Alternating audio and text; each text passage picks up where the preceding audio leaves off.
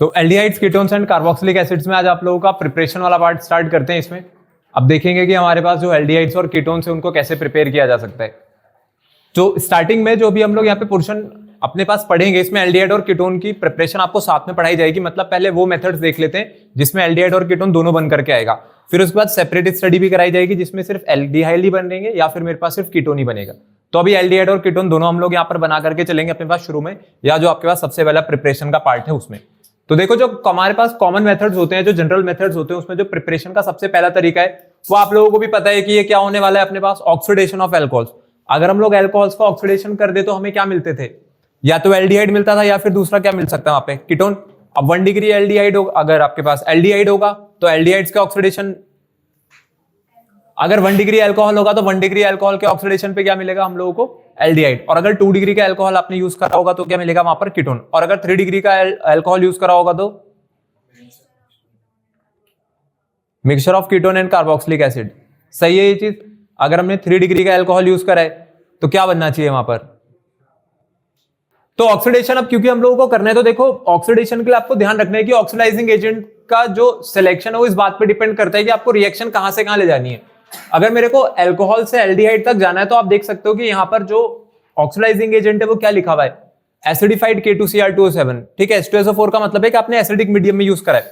अब ये कैसा ऑक्सीडाइजिंग एजेंट है, ये स्ट्रॉन्ग है या माइल्ड है, कैसा ऑक्सीडाइजिंग एजेंट है अपने पास, स्ट्रॉन्ग ऑक्सीडाइजिंग एजेंट है। तो इसलिए जो ऑक्सीजन भी इसको सप्लाई हो रही है ना, नेसेंट ऑक्सीजन है, इसका मतलब है लिमिटेड।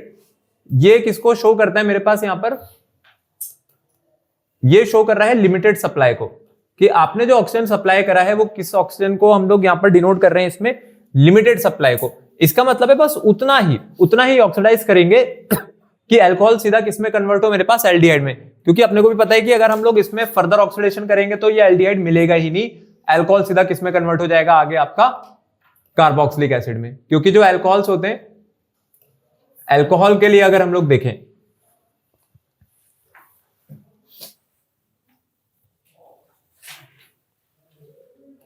तो अल्कोहल के ऑक्सीडेशन पर आपको मिलेगा या तो एल्डिहाइड या कीटोन।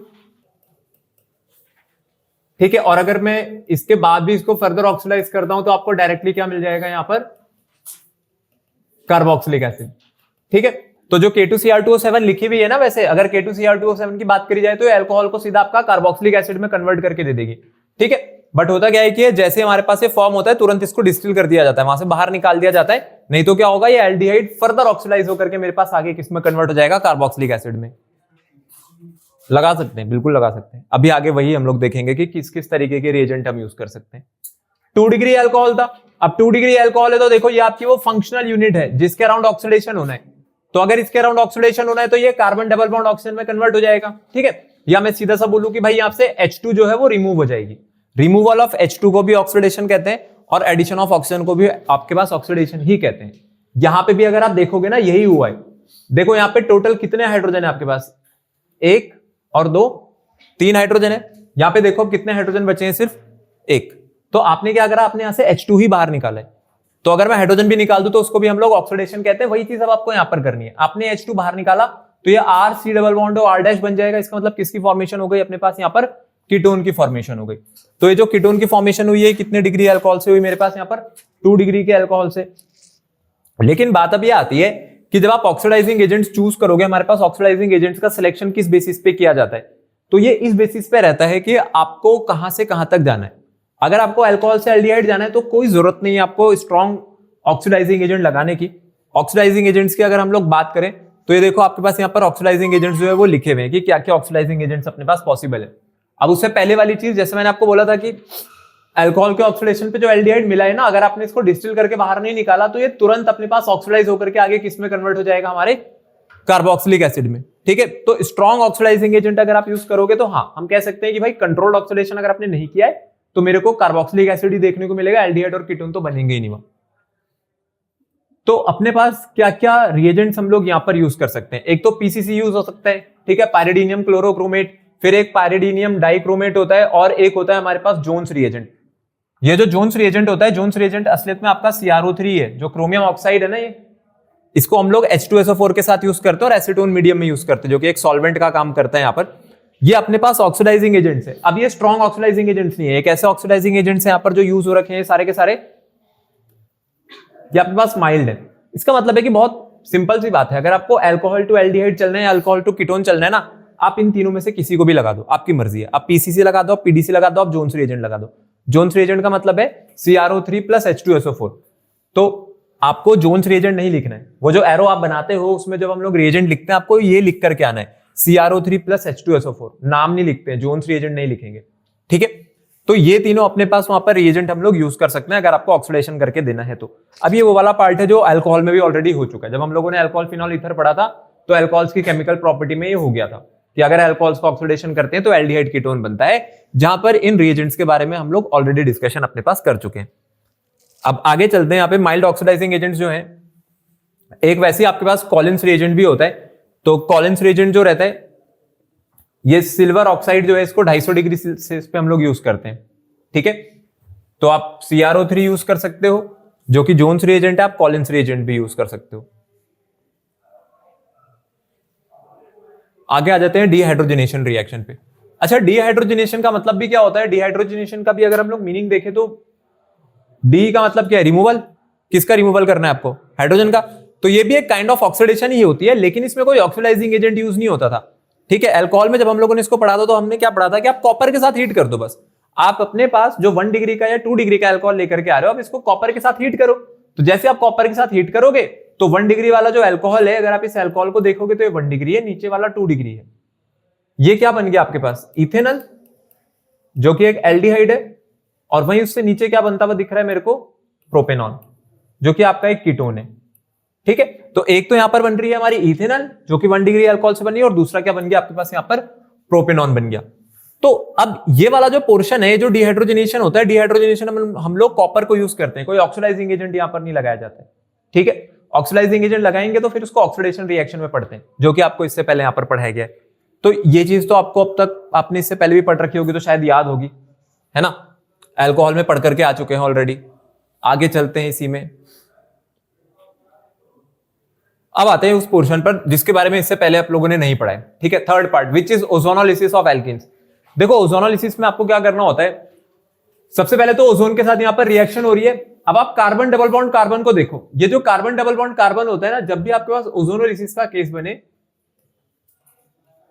हमेशा O3 का जब इस पे आप एडिशन करोगे, देखो इस तरीके से करना, ऑक्सीजन के साथ ना इसका ट्रायंगल बना देना,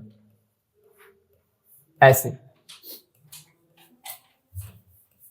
आई बात समझ में? जो कार्बन डबल बॉन्ड कार्बन था ना, ये था मेरे पास कार्बन डबल बॉन्ड कार्बन। आपने इस पे क्या करना है? ओजोनोलिसिस करनी है, O3 की एडिशन करनी है। तो 3 ऑक्सीजन आपके पास है, इन तीनों ऑक्सीजनों को आप इस कार्बन के बीच में फिट कर दो, बस इस ट्रायंगुलर मैनर में फिट करना, जैसे मैंने वहां पर लिख रखा है, ठीक है। तो आपके पास देखो, एक कार्बन डबल बॉन्ड कार्बन था, तो ये हम लोगों ने कार्बन डबल बॉन्ड कार्बन के साथ ऑक्सीजन लगा दी उसी ट्रायंगल में। अब आपको करना है यहां पर क्लीवेज। अब जब बॉन्ड क्लीवेज किया जाता है तो ये वाला पोर्शन पूरा अलग हो जाएगा मेरे पास, और वैसे जो ये वाला पोर्शन है ये अलग हो जाएगा यहां से। आई बात समझ में? मतलब इसको भी यहां से बाहर निकाल देंगे और इसको यहां से बाहर निकाल देंगे। तो एक तो आपके पास क्या बाहर निकल गया? देखो, RCHO, ठीक है। ये RCHO यहां से बाहर चला गया, और उसके साथ साथ एक हाइड्रोजन बची हुई है, और एक ये रहा आपके पास CHO। तो एक HCHO वहां से बाहर चला गया, ठीक है। तो RCHO और ये HCHO। तो अपने पास जब ओजोनाइड फॉर्म होती है, तो ओजोनाइड फॉर्मेशन के बाद किसके साथ रिएक्शन होती है? उसकी जिंक डस्ट के साथ। और जिंक डस्ट के साथ रिएक्शन के बाद आपका जो एल्डिहाइड है, यहां पर इस केस में भी एल्डिहाइड बना और सेकंड वाले से भी एल्डिहाइड ही बना, ठीक है। अभी देखेंगे कि जरूरी नहीं है हमेशा दोनों पार्ट से एल्डिहाइड ही आप यहां पर ऑब्टेन करो जब ओजोनाइड बनती है। तो जैसे आप ये सेकंड वाला देखना, अब जो सेकंड वाली एल्कीन है ना, अगर आप सेकंड वाली एल्कीन को देखोगे तो यहां पर जब मैंने इसका ओजोनोलिसिस करा, तो देखो ओजोनोलिसिस करने पे क्या हुआ? ये जो CH2 आप देख रहे हो यहां पे, ये ऑक्सीजन के अराउंड इसी तरीके से बॉन्ड क्लीवेज किया जाएगा जब एडिशन के बाद है। अब इस कार्बन के साथ यहां पर ऑक्सीजन का क्या बनना है? डबल बॉन्ड बनना है। चाहे आप एल्डिहाइड के ग्रुप को ले लो, चाहे कीटोन के ग्रुप को ले लो, बनना कार्बोनिल ही है। तो अब ये क्या बन गया? ये RC डबल बॉन्ड हो R'। तो ये कौन सा पार्ट बन के जा रहा है? यहां से कीटोन। और यहां पर क्या बचा है आपके पास? यहां पर कितने कार्बन है? एक। तो एक कार्बन का कीटोन तो होगा नहीं, एक कार्बन का क्या बनाओगे आप यहां से? एल्डिहाइड। तो इस केस में आपको एक तो मिल गया कीटोन, और दूसरा क्या बाहर निकल गया मेरे पास? यहां से एल्डिहाइड। तो ये वाला जो मेथड है, इस वाले मेथड में अपने पास सेम टाइम पर एल्डिहाइड भी बनती है और सेम टाइम पे अपने पास कीटोन भी बनता है। तो एक मिक्सचर ऑब्टेन होता है एल्डिहाइड का और कीटोन का। ठीक है, आई बात समझ में? तो ये है आपके पास ओजोनोलिसिस। तो ओजोनोलिसिस में आप ध्यान रखना कि ओजोनोलिसिस आपके पास पहली बार आ रहा है, इससे पहले आप लोगों ने ओजोनोलिसिस यहाँ पे नहीं पढ़ा होगा। और ओजोनोलिसिस के लिए मैंने आपको लिखने का तरीका या याद करने का तरीका बता दिया। इसमें आप जब ऑक्सीजन की एडिशन करते हो तो बस ऐसे ट्राइंगल खींच देना इसके अराउंड और कुछ नहीं करना है आपको। ठीक है, और इस ट्राइंगल में ऑक्सीजन को बैठा देना। तो जहां पर ब्रांचिंग हो रखी है, आप लोगों ने एक चीज ध्यान दी, जहां पर ब्रांचिंग हो रखी है वहां पर क्या फॉर्म हो रहे हैं? कीटोन्स। ठीक है, ये ब्रांचिंग हो रखी है, ब्रांच वाला पोर्शन था तो इसने कीटोन बना करके दिया। इधर कोई ब्रांचिंग है नहीं, एक ही कार्बन है अपने पास, और भी कोई कार्बन चेन होती है इसके साथ तो वो क्या बना करके देता हमें? एल्डिहाइड। तो अगर आपकी अनब्रांच्ड है एल्कीन, अनब्रांच्ड एल्कीन वाला जो पोर्शन है वो एल्डिहाइड बनाता है, और जो ब्रांच्ड एल्कीन वाला पोर्शन है वो क्या बनाता है हमारे पास? वहां पर कीटोन बना करके दे देता है। ठीक है, तो ये आपके सामने उसका एग्जांपल लिखा हुआ है। अभी अब ये in the form of question आपसे पूछा जाएगा। In the form of question पूछने का मतलब है कि कोई कंपाउंड आपको दे दिया उन्होंने, कोई एल्कीन दे दी, नाम से दे देंगे। तो कोई एल्कीन आपके पास नाम से आ गया और उसके बाद उन्होंने एल्डिहाइड या कीटोन पूछा है, तो आपके पास पूरे सिलेबस में एक ही रिएक्शन है ऐसी जहां पर एल्कीन से एल्डिहाइड या कीटोन बन सकती है, और वो ओजोनोलिसिस है बस। अगला आते हैं ट्रिपल बॉन्ड से।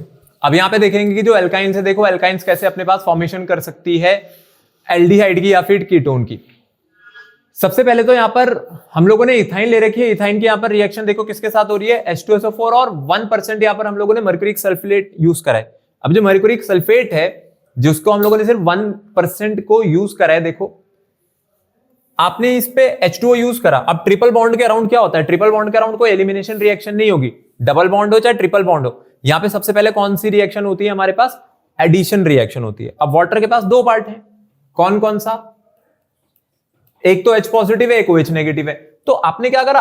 आपने एक कार्बन को H दे दिया और दूसरे कार्बन को क्या दे दिया? यहां पर OH। ये आपके सामने लिखा हुआ है, देखो ट्रिपल बॉन्ड किस में कन्वर्ट हो गया मेरे पास? डबल बॉन्ड में। एक कार्बन से आपने OH लगा दी और एक कार्बन से क्या लगा दी? यहां पर H। ठीक है, आप ऐसा समझो कि H पॉजिटिव यहां चला गया और वैसे OH नेगेटिव इस पे जुड़ गया जाकर के। तो ये क्या बन गया? इन भी आ गया, ओल भी आ गया। तो किसकी फॉर्मेशन हो गई मेरे पास? ये इनॉल की फॉर्मेशन हो गई। अब इसके बाद क्या होता है? ये जो इनॉल यहां पर फॉर्म हुआ है ना मेरे पास, ये आपके पास एक अनस्टेबल कंपाउंड होता है। ठीक है, इनॉल जो फॉर्म हो रही है अनस्टेबल है, तो ये खुद को ना रीअरेंज करेगी। रीअरेंज करने का मतलब है टॉटोमराइज करती है। तो जब यहां पर टॉटोमेरिज्म होता है, टॉटोमराइजेशन पे क्या होता है? जो ऑक्सीजन के साथ ये हाइड्रोजन लगी है ना, ये उठ करके इस कार्बन के पास चली जाएगी। ठीक है, तो अभी ऑक्सीजन क्या हो जाएगा? ऑक्सीजन अपने पास डेफिशिएंट हो जाएगा एक इलेक्ट्रॉन से। अब अपने पास ये जो डबल बॉन्ड आप यहां पर देख रहे हो, ये डबल बॉन्ड फिर टूटेगा। ठीक है, और जब ये डबल बॉन्ड मेरे पास टूटेगा तो इस डबल बॉन्ड के टूटने के साथ साथ इस कार्बन और इस ऑक्सीजन के बीच में क्या बन जाएगा? यहां पर एक डबल बॉन्ड, और ये हाइड्रोजन उठ करके इस वाले कार्बन पे चली गई। आई बात समझ में? जो आपकी अल्कोहल वाली हाइड्रोजन है उसको कहां भेज देना है? जो कि आपका कार्बन डबल बॉन्ड कार्बन के अराउंड जो मेरे पास अल्काइल ग्रुप लगा है उसके साथ, और अब कार्बन और ऑक्सीजन के बीच में क्या बना करके दे देना है आपको? वहां पर डबल बॉन्ड बना करके दे देना है। ठीक है, ये जो बॉन्ड पेयर था, बॉन्ड पेयर यहां पर इस कार्बन की तरफ अपने पास टूट जाता है। ठीक है, कार्बन की तरफ टूटने का मतलब है कि कार्बन को वो जो बॉन्ड है उसके इलेक्ट्रॉन्स मिलते हैं बॉन्ड पेयर के, और फिर वो उसको अपने पास ऑक्सीजन के साथ शेयर कर देती है। तो टॉटोमराइजेशन के बाद किस चीज की फॉर्मेशन हो गई? देखो यहां पर जब टॉटोमराइजेशन हुआ तो टॉटोमराइजेशन के बाद आपके पास यहां पर बना इथेनॉल। ठीक है, जो कि मेरे पास क्या है? एक एल्डिहाइड है। तो कार्बोनिल जो ग्रुप था आपके पास, कार्बोनिल ग्रुप आप लोगों ने रिटेन करा दिया। तो अभी हम लोगों ने पहले पार्ट में यूज करी थी इथाइन। इथाइन का ही जनरल नेम एसिटिलीन होता है। ये हमारे पास इथाइन है, और इथाइन को ही हम लोग क्या कहते हैं? हमारे पास एसिटिलीन गैस होती है। ये इसका जनरल नेम है एसिटिलीन का। अगले वाले को अगर आप देखोगे तो अगला वाला क्या है? अगला वाला प्रोपाइन है। अब प्रोपाइन में भी सेम यही चीज करो। आपको पता है कि भाई मेरे पास जो एडिशन रिएक्शन है वो कार्बन ट्रिपल बॉन्ड कार्बन के अराउंड होना है। ठीक है, अब एक कार्बन के साथ हाइड्रोजन लगनी है और एक कार्बन के साथ क्या लगनी है? यहां पर OH। ठीक है, अब एडिशन में हम लोगों को क्या ध्यान रखना होता था भाई? देखो आपको पहले भी एक मार्कोनिकोव रूल पढ़ाया गया है जो कि बताता है कि पॉजिटिव पार्ट को उस कार्बन से लगाना है जिस कार्बन पे पहले ही हाइड्रोजन ज्यादा है, और नेगेटिव पार्ट को उस कार्बन से लगाना है जिस पे हाइड्रोजन कम है। इसका मतलब है इसके साथ क्या जाना चाहिए? हाइड्रोजन, और OH को कहां जाना पड़ेगा? इस बीच वाले कार्बन के साथ, क्योंकि इसमें तो एक भी हाइड्रोजन नहीं और इसमें कम से कम एक हाइड्रोजन तो है। ये बन गया आपके पास। फिर से देखो इनॉल बन करके आ गई। ठीक है, जिसमें बीच वाला कार्बन क्या हो गया? OH लग गया है, और जो मेरी टर्मिनल कार्बन थी उसके साथ यहां पर हाइड्रोजन लग गई। ठीक है, अब ये खुद को क्या करेगा? फिर से ये खुद को फिर से यहां पर टॉटोमराइज कराएगा, और जब यहां पर टॉटोमराइजेशन होगा तो इस बार टॉटोमराइजेशन पे क्या हो रहा है? इस बार ना एल्डिहाइड फॉर्म नहीं हो रही, क्यों नहीं हो पाई एल्डिहाइड फॉर्म? अब आपने इस हाइड्रोजन को तो यहां पर भेज दिया तो ये तो CH3 हो गया, फिर ये वाला जो डबल बॉन्ड था जो कि कार्बन कार्बन के बीच का पाई बॉन्ड था, वो बॉन्ड पेयर ने इधर शिफ्ट ले लिया, ताकि वो ऑक्सीजन को अगर मैं देखूं तो ऑक्सीजन इलेक्ट्रॉन डेफिशिएंट हो गया होगा जब ये हाइड्रोजन यहां से गई होगी, तो ये यहां पर डबल बॉन्ड बना देगा, तो ये एल्डिहाइड थोड़ी बना है, तो बना CH3CO CH3। तो इस बार आपका जो इनॉल है वो किसमें कन्वर्ट हो गया है? फिर से इस बार ये कन्वर्ट हो गया हमारे कीटोन में।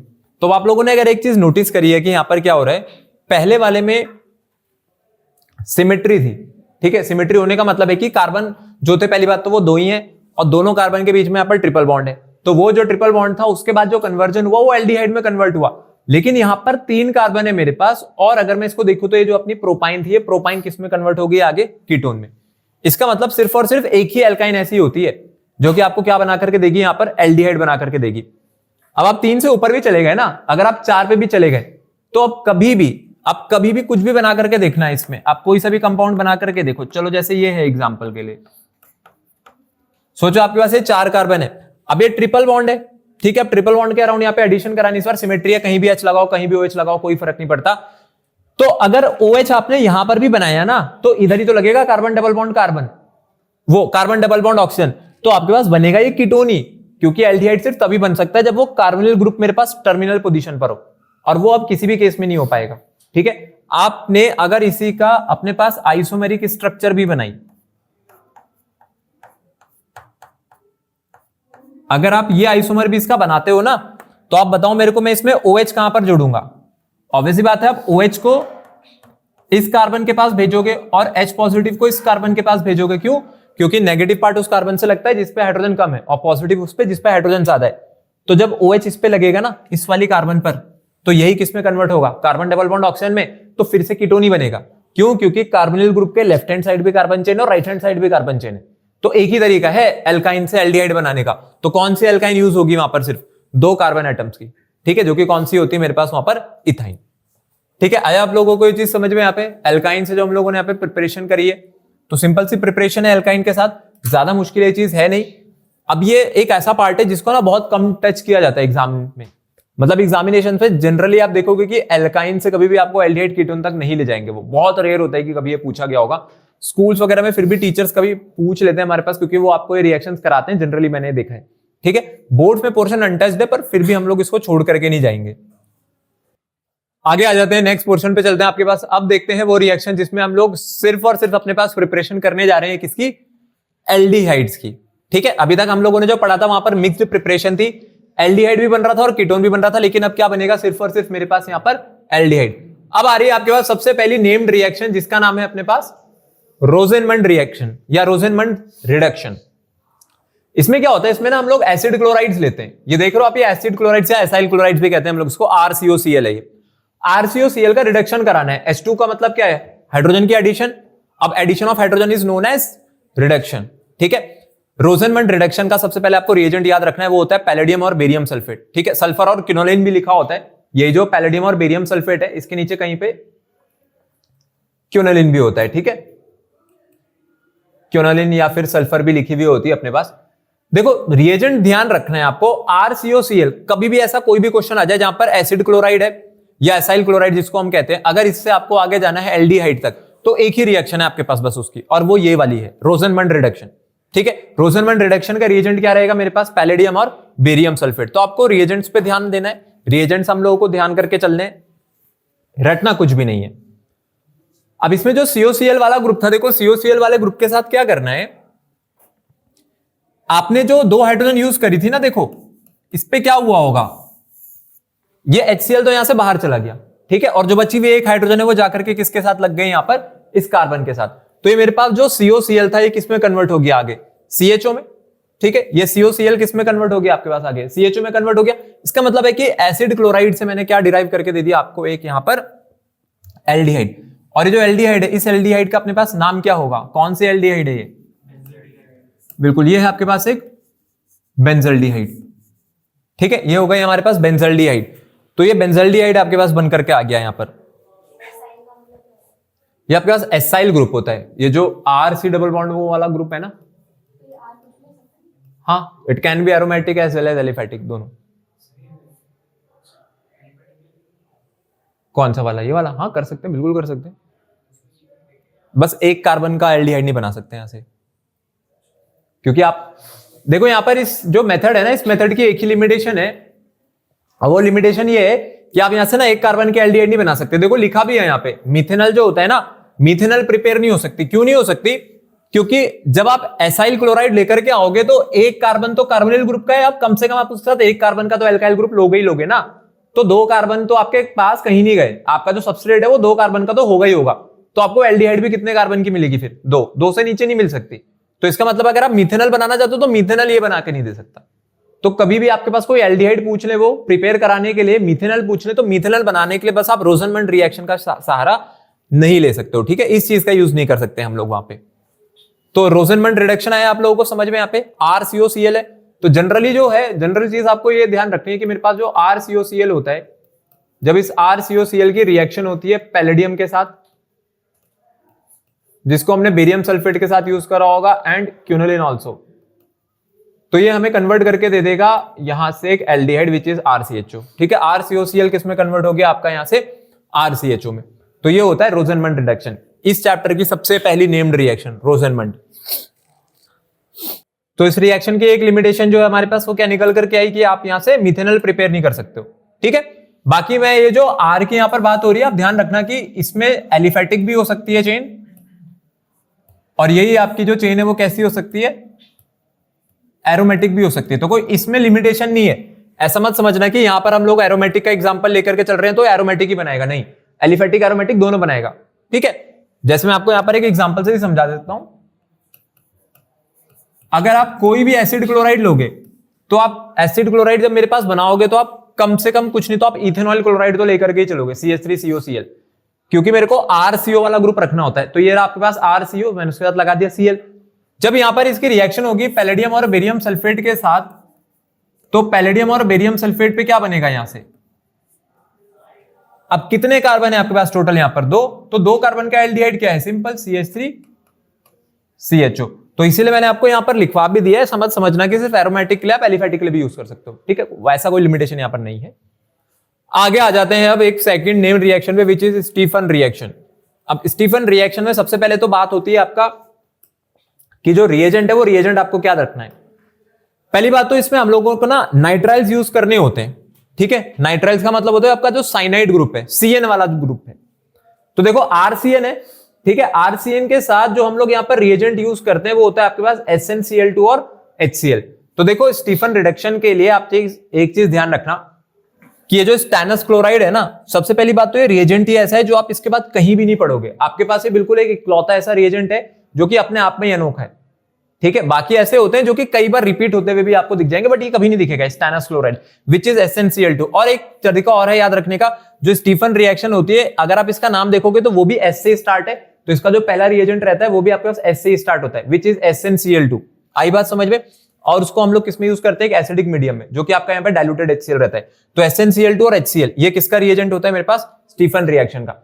अब यहाँ पे क्या करना है? यहाँ पे ना हमारे पास इमाइन की फॉर्मेशन हुई है, तो आपको इमाइन की फॉर्मेशन नहीं दिखानी, आप एक ही स्टेप में कर दो पूरी रिएक्शन। कैसे कर दो? पहले स्टेप में आप SnCl2 और HCl लिखो, और वहीं पर जो आपका एरो है उसी में आप नीचे सेकंड डाल करके क्या लिख देना कि हम लोग इसका एसिडिक हाइड्रेशन करा रहे हैं, मतलब H2O पॉजिटिव यूज कर रहे हैं। तो डायरेक्ट किसकी फॉर्मेशन हो जाएगी मेरे पास वहां पर? एल्डिहाइड की, ठीक है? सिंपल सी बात है। तो अगर इसका एक एग्जांपल लिया जाए तो देखो एग्जांपल कैसा हो सकता है कि अगर मैं बोलूं आपने CH3CN यूज करा था, ये मेरे पास इथेन नाइट्राइल है। अब इथेन नाइट्राइल की जब रिएक्शन होगी तो इथेन नाइट्राइल की रिएक्शन हम लोगों को किसके साथ करानी है? यहां पर SnCl2 HCl, और आप यहीं पे लिख दो इसमें क्या चीज मेरे पास? H3O पॉजिटिव, ठीक है? तो इमाइन फॉर्मेशन मत करने। अगर इमाइन फॉर्मेशन आप कर भी रहे हो कोई बड़ी बात नहीं होती है। ये जो ट्रिपल बॉन्ड होता है ना कार्बन और नाइट्रोजन के बीच, इसको आप तोड़ देना, ठीक है? कार्बन और नाइट्रोजन के बीच का जो ट्रिपल बॉन्ड है उसको तोड़ो। और ये जो रिएक्शन है, रिएक्शन ना आपके पास असलियत में एक टाइप होती है किसका? रिडक्शन का। रिडक्शन का मीनिंग तो आप लोग जानते होंगे। रिडक्शन का मतलब क्या होता है? या तो ऑक्सीजन को निकाल दो या हाइड्रोजन को ऐड करा दो। तो इसमें ऑक्सीजन तो निकलेगी नहीं क्योंकि है ही नहीं, तो क्या ऐड हुआ होगा मेरे पास? हाइड्रोजन। हाइड्रोजन का मतलब है H2 है, तो एक हाइड्रोजन इस कार्बन को दे देना, एक इस नाइट्रोजन को दे देना, जो कि यहां पर होता हुआ आपको दिख ही जाएगा। इसी को हम लोग इमाइन कहते हैं, ठीक है? ट्रिपल बॉन्ड किस में कन्वर्ट हो गया? डबल में, क्योंकि आपने एक बॉन्ड तोड़ा। तो एक कार्बन को मिल गई हाइड्रोजन, एक किसको मिल गई? यहां पर नाइट्रोजन को, और उसके बाद मैंने उसका कर दिया यहां पर एसिडिक हाइड्रोलिसिस। तो जैसे ही एसिडिक हाइड्रोलिसिस यहां पर होता है, आपके पास ये जो NH3 है, अमोनिया यहां से बाहर चली जाती है और ये अपने पास कन्वर्ट हो जाता है किसमें, RCHO में। आई बात समझ में, जो कि यहां पर लिखा हुआ है। तो इसलिए मैंने आपको कहा कि अगर आपको इमाइन फॉर्मेशन नहीं दिखानी है, आपके पास रिएक्शन में लिखा हुआ आ गया कि स्टीफन रिडक्शन लिखो या स्टीफन रिएक्शन लिखो, तो आप सीधा यहां से प्रोडक्ट बना करके दे दो। जो CH3CN है, जो मेरा इथेन नाइट्राइल है, क्या बना देगा आगे, ये बना देगा CH3CHO। ठीक है, इसका नाम हम लोग लिख देते हैं, ये इथेन नाइट्राइल है। अच्छा, वैसे अगर मैं आपसे इसकी कोई लिमिटेशन पूछूं तो आप लोग मेरे को इसकी लिमिटेशन बता सकते हो? इस मेथड की लिमिटेशन क्या रहेगी हमारे पास, ये वाला जो मेथड है? क्या नहीं प्रिपेयर कर सकते हैं? बिल्कुल, क्योंकि अगर आपने यहां पर साइनाइड यूज करी होगी तो साइनाइड में फिर वो सिर्फ साइनाइड ही हो, एल्काइल साइनाइड तो वो रही नहीं होगी। तो अगर आप एक कार्बन का भी एल्डिहाइड यहां पर बना करके लाना चाहते हो तो एक कार्बन का एल्डिहाइड आपको नहीं मिल पाएगा। ठीक है, RCN का मतलब ये हो गया, साइनाइड तो वहां पे रहेगा ही रहेगा, बट उसके साथ कम से कम एक कार्बन तो लगी होगी। तो इस पे भी वही है कि भाई आप इथेनॉल नहीं बना सकते और कीटोन्स तो आप बिल्कुल भी नहीं बना सकते। इसलिए हम लोग इसको उस पोर्शन के अंडर पढ़ रहे हैं जहां पे लिखा हुआ भी है कि प्रिपरेशन ऑफ एल्डिहाइड्स ओनली। तो ये जितना भी पोर्शन अभी चल रहा है यहाँ पे कोई कीटोन नहीं बनाएगा। ठीक है, ये रोजनमंड रिडक्शन जो होती है इसमें भी कोई कीटोन नहीं बनती है, सिर्फ और सिर्फ एल्डिहाइड का फॉर्मेशन करना है हम लोगों को। अब एक तरीका और होता है, देखो यहाँ पर नाइट्राइल्स है ना या ईस्टर से, नाइट्राइल और ईस्टर का कराना तो रिडक्शन ही है ना, तो जरूरी थोड़ी है रिडक्शन के लिए हम लोग वो स्टीफन रिडक्शन ही लेकर के चले, या फिर आपके पास जैसे एसिड क्लोराइड थे इससे पहले, तो वहां पर तो फिक्स था कि पैलेडियम और बेरियम सल्फेट ही यूज कर सकते हैं।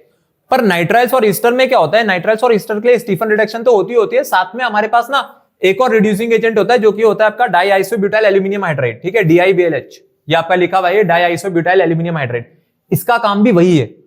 ठीक है, ये भी सेम ही चीज करेगा, ये भी रिडक्शन ही कराएगा। तो कभी अगर आप भूल जाओ, देखो अगर नाम से आ गई स्टीफन रिडक्शन तब तो कुछ नहीं कर सकते, तब तो आपको लिख के ही आना पड़ेगा। पर याद रखने का तरीका अगर आप देखोगे तो स्टीफन रिडक्शन की जैसे शुरुआत S से हो रही है, तो S से और कोई भी रिएजेंट आपके दिमाग में आएगा नहीं। ठीक है, अभी मैं आपको एंड तक भी बता देता हूं, आप चाहे जितने भी पढ़ लेना, एक ही आएगा आपके दिमाग में हमेशा, वो होगा SnCl2, और कोई है ही नहीं वहां पर S से जो यूज हो। तो अगर स्टीफन रिडक्शन लिख दिया तब तो आप बात ही छोड़ दो, तब तो आपको लिख के आना है। लेकिन अगर नाइट्राइल्स का रिडक्शन है, कोई कन्वर्जन आपके पास आ गया जिसमें नाइट्राइल के रिडक्शन से कोई प्रोडक्ट मांगा है, तो नाइट्राइल का रिडक्शन दो लोग करा सकते हैं, स्टेनस क्लोराइड तो करा ही सकता है, डाईआइसोब्यूटाइल एल्यूमिनियम हाइड्राइड भी करा सकती है, DiBLH भी करा सकती है। ठीक है, इसमें भी इमाइंस की फॉर्मेशन होती है, बट आपको नहीं लिखनी है, आप ऐसे ही लिखना रिएक्शन कि पहले मैं DiBLH यूज कर रहा हूं, उसके बाद मैंने फिर यहां पर H2H पॉजिटिव यूज कर दिया। तो ये आपके पास देखो कितने कार्बन है टोटल मेरे पास यहां पर, 5 कार्बन का नाइट्राइल है, तो कितने कार्बन का एल्डिहाइड डिराइव करके लाओगे आप यहां पर, 5 कार्बन का ही एल्डिहाइड डिराइव करके लाओगे। आई बात समझ में? एक और खास चीज यहां पर बता देता हूं, एक और इंपॉर्टेंट चीज वो होती है कि अगर आपकी कार्बन चेन में कोई डबल बॉन्ड भी प्रेजेंट है ना, तो ये आपके डबल बॉन्ड को खराब नहीं करता, ये बात आप ध्यान रखना। ये आप कार्बन चेन देख रहे हो, इस कार्बन चेन में क्या था मेरे पास, यहां पर एक डबल बॉन्ड था, इसने डबल बॉन्ड के अराउंड कोई रिडक्शन नहीं कराया। रिडक्शन का मतलब होता है एडिशन ऑफ हाइड्रोजन। तो यहां पे जो रिडक्शन करेगा ना, ये रिडक्शन किसका करेगा मेरे पास, नाइट्राइल्स पे। ठीक है, डबल बॉन्ड पे नहीं करेगा। तो देखो डबल बॉन्ड जो था कार्बन चेन का, वो वहां पर एज इट इज रिटेन हो रखा है, ये इसकी एक खासियत होती है। तो कभी भी आपसे कोई ऐसा कंपाउंड पूछ ले जहां पर एल्कीन भी हो, डबल बॉन्ड की चेन और नाइट्राइल हो, तो वहां पे आपको ध्यान रखना है कि वहां पर हम लोग हमेशा DiBLH यूज करेंगे। सिमिलरली ईस्टर्स के साथ भी है ये। अब आप ईस्टर्स के साथ भी यहां पर देख सकते हो कि ये जो टोटल यहां पर अपने पास कार्बन है, ऑक्सीजन के इधर देखूंगा तो भी 2 कार्बन है, और ऑक्सीजन के राइट हैंड साइड देखूंगा तो भी कितने कार्बन है, टोटल 2 कार्बन है। अब आपको क्या करना है, आपको बॉन्ड क्लीवेज करनी है। बॉन्ड क्लीवेज अगर करेंगे तो आप इस पार्ट को अलग कर दो यहां से। तो जब इस पार्ट को अलग करेंगे तो रिडक्शन पर क्या होगा, रिडक्शन का मतलब है एक हाइड्रोजन तो इस पोर्शन पे जाएगी और एक हाइड्रोजन इस पोर्शन पे जाएगी, तो ये बनेगा C2H5OH, और ये क्या बन गया मेरे पास CH3CHO। ये रहा आपके पास CH3CHO और ये रहा मेरे पास C2H5OH। ठीक है, बॉन्ड क्लीवेज जो होती है वो हमेशा कार्बन और ऑक्सीजन के बीच में जो सिंगल बॉन्ड बना हुआ है यहां पर होती है। ठीक है, जो कि आपका ईस्टर वाले ग्रुप से लिंक हो रखा होगा। तो बॉन्ड तोड़ने का भी ध्यान रखना, कहीं आप गलत साइड पर लिंकेज मत कर देना, नहीं तो आपका प्रोडक्ट ही बदल जाएगा। तो ये भी यूज हुआ था अपने पास डाईआइसोब्यूटाइल एल्यूमिनियम हाइड्राइड। अगला प्रिपरेशन जो आपके पास यहाँ पे हाइड्रोकार्बन से आ रहा है, तो हाइड्रोकार्बन हमारे पास क्या होती है, सबसे बेसिक यूनिट होती है जहां से किसी भी कंपाउंड की शुरुआत करी जाती है। मतलब हाइड्रोकार्बन के बाद आप चाहो तो अल्कोहल भी डिराइव कर सकते हो, फिर अल्कोहल के अपर लेवल पे जाएंगे तो एल्डिहाइड कीटोन मिलेंगे, और भी अपर लेवल पे जाया जाए तो फिर कार्बोक्सिलिक एसिड। तो इसलिए अब आपके पास ये वाला जो प्रिपरेशन आ रहा है, देखो हाइड्रोकार्बन में सबसे पहले तो क्या बता रहे हैं आपको कि सबसे पहले क्या करेंगे हम लोग, अपने पास ऑक्सीडेशन का सहारा लेंगे। ठीक है, अब हाइड्रोकार्बन को अगर ऑक्सीडाइज करा जाएगा तो इस बार आपको ऑक्सीडाइज करके क्या बनाना है, अपने पास एल्डिहाइड बनानी होगी या फिर कीटोन बनानी होगी। अभी हम लोग जो प्रिपरेशन पढ़ रहे हैं अभी उसमें कीटोन की बात नहीं करेंगे, अभी सिर्फ एल्डिहाइड देख लेते हैं। तो पहला तरीका, तो जब आप यहां पे ऑक्सीडेशन करोगे, देखो ऑक्सीडेशन के लिए हम लोग क्या कर रहे हैं, ऑक्सीडेशन के लिए जैसे अगर आपने, मैं कहता हूं टॉलिन ली होती, मैं अभी क्रोमिल क्लोराइड की बात नहीं करूंगा या CrO3 जो हम लोग आगे यूज करने जा रहे हैं भी उसकी बात नहीं करेंगे, मैं कहता हूं आपने कि स्ट्रॉन्ग ऑक्सीडाइजिंग एजेंट इसमें डाल दिया होता, अगर आप इस पे KMnO4 यूज करते तो बताओ KMnO4 यूज करने पे इसका ऑक्सीडेशन तो हो जाता, लेकिन क्या मेरे को एल्डिहाइड मिलता, क्या ये डायरेक्टली किसमें कन्वर्ट हो जाता, बेंजोइक एसिड में। ठीक है, आपका टॉलिन आगे किस में कन्वर्ट हो जाएगा, बेंजोइक एसिड में। पर आपको नहीं चाहिए बेंजोइक एसिड, आपको तो क्या चाहिए वहां पर, आपने कहा मेरे को तो बेंजल्डिहाइड चाहिए। अगर वो बेंजल्डिहाइड चाहिए तो आपको ना ये जो ऑक्सीडेशन है, ये ऑक्सीडेशन कंट्रोल्ड ऑक्सीडेशन फॉर्म में ले जाना पड़ेगा, मतलब ऑक्सीडाइज तो हो, ऐसा नहीं है कि इसमें बेंजल्डिहाइड नहीं बना होगा, इसमें पहले बना क्या होगा मेरे पास, पहले बेंजल्डिहाइड ही बना होगा, पर क्योंकि ये कंट्रोल्ड ऑक्सीडेशन नहीं है तो बेंजल्डिहाइड ने खुद को किसमें कन्वर्ट कर दिया होगा ऑटोमेटिकली वहां पर, ये बेंजोइक एसिड में। ठीक है, तो आपको क्या करना है, आपको कंट्रोल्ड ऑक्सीडेशन चाहिए, तो कंट्रोल्ड ऑक्सीडेशन में आपको आपके इंटरमीडिएट पे ही रुक जाना है, इंटरमीडिएट का मतलब है बेंजल्डिहाइड पे ही रुक जाना है। जैसे आपकी ये जो टॉलिन थी, आप नहीं चाहते हो कि आपका जो टॉलिन है इससे आगे जाए, तो मेरे पास जब ऑक्सीडेशन होगा तो पहला जो इंटरमीडिएट यहां पर बनेगा आफ्टर ऑक्सीडेशन वो बेंजल्डिहाइड होगा, और जब इस बेंजल्डिहाइड का दोबारा ऑक्सीडेशन होगा तो क्या बन के आएगा आपके पास यहां पर, ये बेंजोइक एसिड बन करके आएगी। ठीक है, तो पहले क्या बन रहा है, पहले मेरे पास बेंजल्डिहाइड बना फिर बेंजोइक एसिड बना, तो अपने को बस यहीं तक चाहिए कन्वर्जन, कि है बस यहां से यहां तक जाए।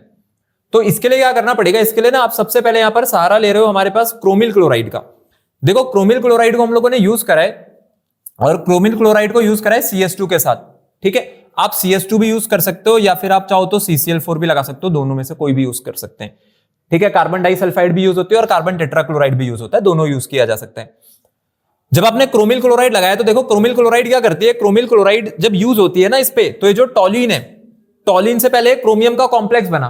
ठीक है, इसने डायरेक्टली बेंजल्डिहाइड नहीं बनाया, क्योंकि अगर ये बेंजल्डिहाइड बना देता तो इसका जब दोबारा ऑक्सीडेशन होता तो बेंजल्डिहाइड किस में कन्वर्ट हो जाती है आगे, बेंजोइक एसिड में। तो पहले क्या हुआ, पहले क्रोमियम का एक कॉम्प्लेक्स बना, फिर आपने क्या करा, इसका एसिडिक हाइड्रोलिसिस करा, और एसिडिक हाइड्रोलिसिस करने के बाद यही क्रोमियम कॉम्प्लेक्स इसमें कन्वर्ट हो गया मेरे पास आगे बेंजल्डिहाइड में।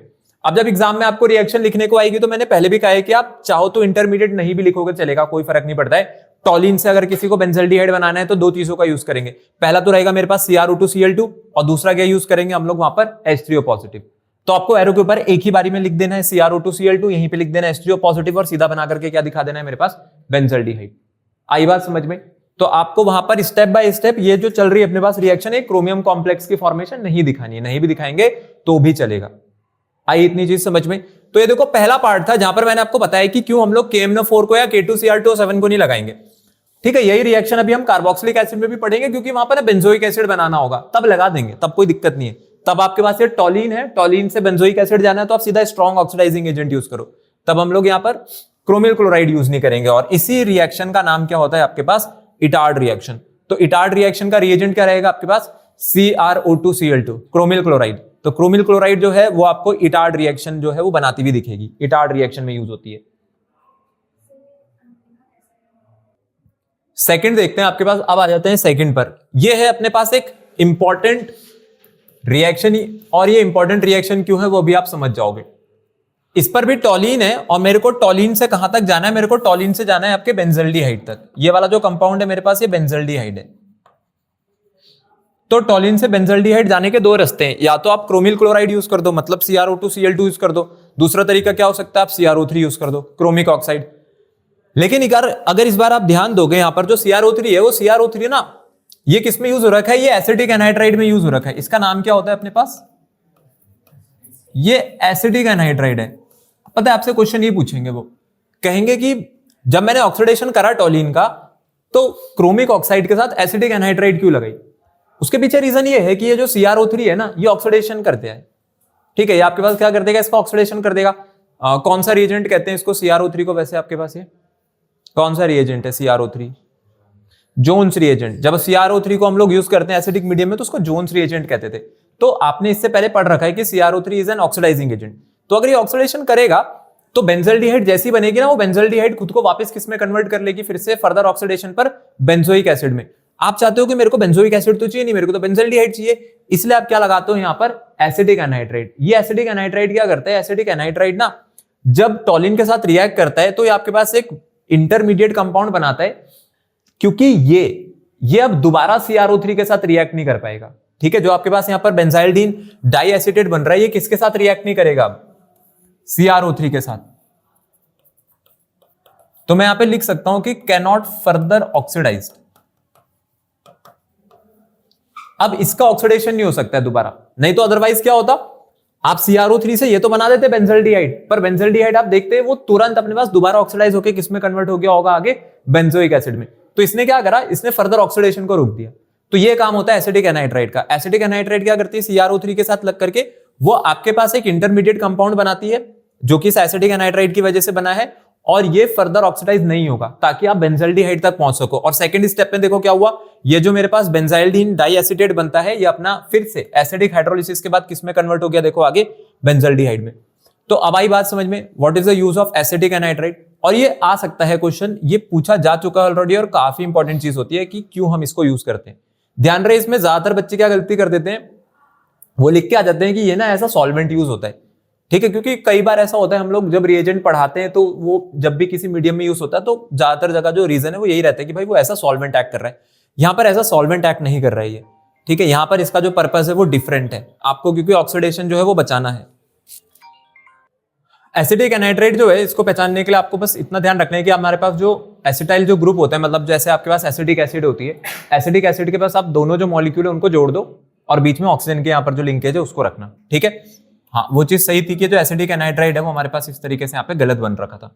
अब ठीक है, CH3C डबल बॉन्ड हो, CH3C डबल बॉन्ड हो, तो ये आपका वो एसिटिक एसिड के साथ लगा हुआ जो ग्रुप है वो वाला पार्ट है, मतलब OH वहां से निकली हुई और दोनों यहाँ पर ऑक्सीजन के थ्रू लिंक को रखे होते हैं। तो ये है हमारा एसिटिक एनहाइड्राइड। बाकी जो रिएक्शन है वो बाकी रिएक्शन सही है, बाकी रिएक्शन में कोई दिक्कत नहीं है। अगला आ जाते हैं, अगला मेथड देख लेते हैं। यहाँ पे अगला मेथड है मेरे पास अब यहाँ पे side chain chlorination followed by hydrolysis. Side chain chlorination का मतलब होता है क्लोरीनेट करते जाना, तब तक क्लोरीनेट करते जाना जब तक कि आपको डिजायर्ड जो नंबर ऑफ क्लोरीन है वो उस मॉलिक्यूल में नहीं मिल जाए। अब जब भी साइड चेन क्लोरीनेशन करनी होती है, आपको भी पता है कि Cl2 हम लोग लगाते हैं और HNu। ठीक है, HNu का मतलब क्या हो गया, बिल्कुल इसका सोर्स आपके पास सनलाइट भी हो सकती है, क्योंकि E इक्वल्स टू HNu होता है, तो मतलब ये हमारे पास एक ऐसी रिएक्शन होती है जो रेडिएशन डिपेंडेंट होती है, तो मेनली वहां पे सनलाइट भी उसका सोर्स हो सकती है। अब यहाँ पे जब साइड चेन क्लोरीनेशन हुआ तो पहले देखो टॉलिन किसमें कन्वर्ट हुआ, आपका बेंजल क्लोराइड में। ये CHCl2 जो यहाँ पे बन रहा है, वैसे बेंजल क्लोराइड जो यहाँ पे बन रखी है ये इसका नाम होना चाहिए बेंजल डाइक्लोराइड। ठीक है, जो ये बेंजल डाइक्लोराइड यहाँ पर बनकर के आया, अब इसका क्या कर दिया हम लोगों ने, हाइड्रोलिसिस कर दिया और ये आगे किसमें कन्वर्ट हो गया, देखो मेरे पास बेंजल्डिहाइड में। तो आपके पास तीन तरीके हैं टॉलिन से बेंजल्डिहाइड जाने के। पहला तरीका क्या है, CrO2Cl2 फॉलोड बाय हाइड्रोलिसिस। दूसरा तरीका है CrO3 फॉलोड बाय हाइड्रोलिसिस, ठीक है, विद एसिडिक एनहाइड्राइड। और तीसरा तरीका क्या हो गया मेरे पास, side chain chlorination followed by hydrolysis. तो एक बात तो पक्की है कि मैं रिएजेंट कोई सा भी यूज करूं, आखिरी में मेरे को हाइड्रोलिसिस तीनों में ही कराना है। CrO2Cl2 के साथ भी करानी है, CrO3 के साथ भी करानी है और Cl2 के साथ भी। अगला आता है आपकी एक नेम्ड रिएक्शन पर, जो कि रहेगी हमारे पास गैटरमैन कोच रिएक्शन। देखो गैटरमैन कोच रिएक्शन में जो बेंजीन है, सबसे पहली बात तो आपको ध्यान रखनी है कि आपके पास अब तक जितने भी कन्वर्जन हमने पढ़े, हर जगह हाइड्रोकार्बन की, हाइड्रोकार्बन से आगे बेंजल्डिहाइड कैसे बन रहा है, और वो हाइड्रोकार्बन भी क्या थी, वो टॉलिन थी। अब आगे आपका बेंजीन, यहां पर जो बेंजीन है, बेंजीन से हम लोगों को क्या बनाना है, बेंजीन से बना करके देना है बेंजल्डिहाइड। तो कार्बन मोनोऑक्साइड यूज होती है HCl के साथ, और उसके साथ साथ जो हमारे पास एनहाइड्रस AlCl3 है, या फिर जो आपका क्यूप्रस क्लोराइड है, इसको हम लोग यूज करते हैं। ठीक है, CuCl2 को यूज करते हैं, एनहाइड्रस AlCl3 को। तो बेंजीन किस में कन्वर्ट हो जाएगी आगे मेरे पास, यहाँ पे CHO में। तो गैटरमैन कोच रिएक्शन का रिएजेंट रहेगा carbon monoxide HCl including anhydrous AlCl3 and CuCl2। ठीक है, ये रिएक्शन को पहचानने का तरीका है। और कहीं पर यूज हुआ है क्या, CO2 कहीं पे पढ़ी आप लोगों ने, CO2 या CO, कोई रिएक्शन ऐसी जहां पर ये यूज हुआ हो? बिल्कुल, कोल्स रिएक्शन में। तो रिएजेंट जो होते हैं ना, देखो दो तरीके होते हैं, या तो आप रिएक्शन से रिएजेंट याद कर लो या रिएजेंट से रिएक्शन टाइप याद कर लो। अब आपके पास कार्बन का जो कंपाउंड है, कार्बन डाइऑक्साइड या मोनोऑक्साइड, अगर मैं देखूं एक्सक्यूज मी, तो कार्बन मोनोऑक्साइड कहां पर यूज हो रही है, गैटरमैन कोच में। और जो आपकी कोल्स रिएक्शन थी उसमें क्या यूज होती थी, उसमें मोनोऑक्साइड यूज होती थी या डाइऑक्साइड यूज होती थी, वहां पे आपने CO2 लगाया था। तो दो ही जगह लग रहा है CO2, और दोनों नेम्ड है आपकी उसमें, एक जगह CO2 पर कोल्ब्स है और एक जगह CO पर क्या है, गैटरमैन कोच है। ठीक है, तो CO के साथ HCl यूज करेंगे और ये बेंजीन को आगे किसमें कन्वर्ट करके दे देगा, आपके बेंजल्डिहाइड में। तो ये हो गया अपना गैटरमैन कोच रिएक्शन, जो कि थी आपकी एक नेम्ड रिएक्शन। अगला आ रहा है प्रिपरेशन ऑफ कीटोन्स ओनली। अब हम लोग प्रिपेयर करेंगे सिर्फ और सिर्फ अपने पास कीटोन, अब एल्डिहाइड नहीं पढ़ेंगे, क्योंकि इससे पहले हम लोग जितना भी पढ़ करके आए हैं वहां पे कीटोन की कहीं बात नहीं हुई थी। हमने क्या बनाया था वहां पर, प्रॉपरली सिर्फ अपने पास एल्डिहाइड। अब वैसे यहां पर प्रॉपरली सिर्फ क्या बनाया जाएगा, अपना कीटोन। तो सबसे पहला जो आपके पास मेथड आ रहा है, देखो इसमें क्या कर रहे हैं, इसमें कैडमियम क्लोराइड यूज करते हैं हम लोग। ठीक है, ग्रिग्नार्ड रिएजेंट के साथ जब कैडमियम क्लोराइड रिएक्ट करती है तो ये आपके पास डाई अल्काइल कैडमियम बन गया। ये है मेरा डाई अल्काइल कैडमियम। अब इसके बाद ये जो डाई अल्काइल कैडमियम आया है ना, ये फर्दर रिएक्ट करता है। अब ये फर्दर रिएक्ट किसके साथ कर रहे हैं, यहां पर एसाइल क्लोराइड के साथ। जब इसने एसाइल क्लोराइड के साथ रिएक्शन करी तो देखो एसाइल क्लोराइड के साथ रिएक्शन करने पे क्या होगा, ये जो RC डबल बॉन्ड Cl है ना, आपने क्या करना है, ये जो कैडमियम है इस कैडमियम के साथ इस क्लोरीन को अलग कर देना है। ध्यान देंगे तो यहां पर देखो 2 मोल यूज हुए हैं इसके, तो आपके पास कितने क्लोरीन यहां पे टोटल 2, और कितने कैडमियम है मेरे पास यहां पर 1 है। तो आपके पास क्या फॉर्मूला बनना चाहिए, CdCl2, ये रहा आपके पास CdCl2 कैडमियम जो डाइक्लोराइड है। और क्या बचा था आपके पास, ये R' डबल बॉन्ड R, ये इसके साथ यहां पे जुड़ जाएगा तो क्या बना देगा मेरे पास ये कीटोन। तो एसाइल क्लोराइड किसके साथ रिएक्ट करता है, एसाइल क्लोराइड रिएक्ट करता है आपके डाई अल्काइल कैडमियम के साथ। पर ये डाई अल्काइल कैडमियम जो है, ये डाई अल्काइल कैडमियम फॉर्म कैसे होता है, जब ग्रिग्नार्ड रिएजेंट की रिएक्शन होती है कैडमियम क्लोराइड से। यह है आपकी पहली प्रिपरेशन जिसमें सिर्फ और सिर्फ कीटोन प्रिपेयर हुई है। ध्यान रहे ये मेथड अब जो हम लोग पढ़ रहे हैं सिर्फ कीटोन्स के लिए लगाएंगे, एल्डिहाइड्स के लिए मत लगा देना। नेक्स्ट आते हैं प्रिपरेशन ऑफ कीटोन्स ओनली में। अगली रिएक्शन देख लेते हैं यहाँ पे, फ्रॉम नाइट्राइल्स। नाइट्राइल्स की रिएक्शन हो रही है किसके साथ, ग्रिग्नार्ड रिएजेंट के साथ। ये RMgX है आपका। तो ग्रिग्नार्ड रिएजेंट में अगर देखेंगे तो ये कार्बन ट्रिपल बॉन्ड नाइट्रोजन है, ये किसकी तरफ टूटेगा, ये बॉन्ड नाइट्रोजन की तरफ टूटा होगा। तो नाइट्रोजन पे कैसा चार्ज आया होगा, नेगेटिव, और कार्बन पे कैसा चार्ज आया होगा मेरे पास, पॉजिटिव। फिर यहां पर कार्बन मैग्नीशियम बॉन्ड तोड़ेंगे तो मैग्नीशियम पॉजिटिव चार्ज के साथ जाएगा, और जो आपका एल्काइल ग्रुप है इस पे नेगेटिव चार्ज आएगा। तो कार्बन के साथ क्या जुड़ने चाहिए, वो C6H5, और नाइट्रोजन के साथ क्या जुड़ना चाहिए आपका MgBr। ये रहा ट्रिपल बॉन्ड किसमें कन्वर्ट हो गया, डबल बॉन्ड में। और जब भी ग्रिग्नार्ड रिएजेंट यूज होता था उसके बाद सेकंड स्टेप में क्या यूज करते थे हम लोग, हमेशा की तरह आपके पास ये H3O पॉजिटिव, या हम कहते हैं एसिडिक हाइड्रोलिसिस करते थे। जब आप इसका एसिडिक हाइड्रोलिसिस करोगे तो एसिडिक हाइड्रोलिसिस पे अब आपको भी पता है कि हम अगला बॉन्ड कौन सा तोड़ते थे, यहां पर जो ये नाइट्रोजन और कार्बन के बीच है ना, इस बार कार्बन और नाइट्रोजन पे बन रहा है इसलिए बता रहा हूं। अब ये बॉन्ड पहले टूटेगा और यहां से आपके पास क्या लग जाएगा इसके साथ आकर के, जो पूरा का पूरा OH वाला ग्रुप होता है, और वैसी ये जो H होता है वो आकर के यहां लग जाता था, और MgBr इसके साथ बाहर चली जाती थी। तो ये जो कीटोन यहां पर फॉर्म हुआ है, ये आपके पास कैसा कीटोन है, ये एक एरोमेटिक कीटोन है। अब ये मत समझना कि इससे सिर्फ एरोमेटिक ही फॉर्म कर सकते हैं, इस केस में एक एरोमेटिक कीटोन फॉर्म हो रही है। C6H5 का मतलब है फिनाइल रिंग है, और फिनाइल रिंग के साथ C डबल बॉन्ड लगा हुआ है, फिर से कार्बन चेन है, तो RCOR। ठीक है, कीटोन बना करके दे दिया आपको। देखो अब जो अगली वाली रिएक्शन है ना, ये एनाइट्रस AlCl3 के साथ आ रही है। कोई मेरे को बता सकता है कौन सी रिएक्शन रहेगी अपने पास, ये फ्रिडल-क्राफ्ट से। अब एसाइलेशन है, एसाइलेशन क्यों है, क्योंकि आपने एसिड क्लोराइड यूज करा हुआ है। ठीक है, आपका एसाइल ग्रुप है RCOCl है जो। यहां पर पहले हम लोग बेंजीन रिंग लेकर के आए हैं। एक चीज मैं आपको बता देता हूं, चाहे बेंजीन हो चाहे आपकी सब्स्टिट्यूटेड बेंजीन हो, ये दोनों पे ही हो सकता है। सब्स्टिट्यूटेड बेंजीन का मतलब जैसे अगर मैं नाइट्रोबेंजीन भी लाता ना तो भी काम बन जाता, आप फिनॉल लाते तो भी ये चीज हो जाती, क्योंकि ये चीज हम लोग ऑलरेडी पहले भी पढ़ चुके हैं। तो बेंजीन की रिएक्शन हुई है RCOCl के साथ। क्या होता था, यहां से ये जो क्लोरीन है, ये क्लोरीन यहां से एक हाइड्रोजन लेकर के बाहर चली जाएगी, तो HCl तो रिलीज हो जाती थी, और जो ये RCO बचा ये किसके साथ जुड़ जाएगा अब जाकर के आपकी रिंग के साथ। ठीक है, इलेक्ट्रोफिलिक सब्स्टिट्यूशन का टाइप होता था। तो एनाइट्रस AlCl3 यूज करी और ये बनकर के आ गया आपके सामने एक कीटोन। अगला आ जाते हैं from dry distillation of acids. Acids का ड्राई डिस्टिलेशन, तो एसिड्स के ड्राई डिस्टिलेशन के लिए ध्यान रखना, आपका जो रिएजेंट रहता है वो रहता है कैल्शियम हाइड्रोक्साइड। कैल्शियम हाइड्रोक्साइड को यूज कर रहे हैं, ये कार्बोक्सिलिक एसिड है। तो कार्बोक्सिलिक एसिड में जो RC डबल बॉन्ड OH था, क्या होगा यहाँ पे ड्राई डिस्टिलेशन करने पर जो एल्काइल ग्रुप है OH हट करके वहां पर उसकी जगह क्या लग गया, देखो ये एल्काइल ग्रुप लग जाती है आकर के। ठीक है, ये आपके पास फिर से किसकी फॉर्मेशन हो गई, दोबारा से अपने पास कीटोन की। तो ये भी एक फॉर्मेशन हो सकती है कीटोन बनाने के लिए। अब ये कुछ क्वेश्चंस है, ठीक है, ये 4 जो क्वेश्चंस है आप लोगों के लिए हैं, ये जो कि आपको होमवर्क से करके लाने। अगर देखा जाए तो कोई बड़ी बात नहीं, आप लोग कर लोगे। ये सिर्फ वही क्वेश्चन है जितना अभी तक हम लोगों ने आज पढ़ा है, सिर्फ उसके बेसिस पे।